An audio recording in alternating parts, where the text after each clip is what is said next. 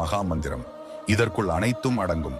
சிவனே முழுமுதல் கடவுள், ஆதி அந்தமில்லாதவர் என்பதால் பரமேஸ்வரன் என்றும், எந்த காலத்திலும் நிலையாக உள்ளதால் சதா சிவன் என்றும், நடனத்தின் இருப்பிடம் என்பதால் நடராஜன் என்றும், தெய்வங்கள் அனைத்திற்கும் தலைவன் என்பதால் மகாதேவன் என்றும், கங்கையை தலையில் சுமந்ததால் கங்காதீஸ்வரன் என்றும், ஜகத்திற்கே ஈஸ்வரன் என்பதால் ஜெகதீஸ்வரன் என்றும் எத்தனையோ நாமங்கள்.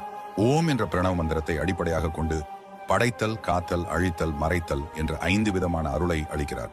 சிவம் என்றால் முழுமை, இன்பம் என்று பொருள். சி என்பது அறிவு, வ என்பது மனது, எம் என்பது மாயை.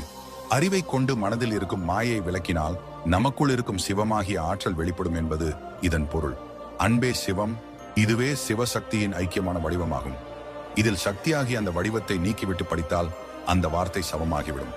சிவனை விட்டு சக்தி நீங்கினால் உயிரற்ற உடலுக்கு சமம் என்பதாகும். சிவம் என்ற சொல்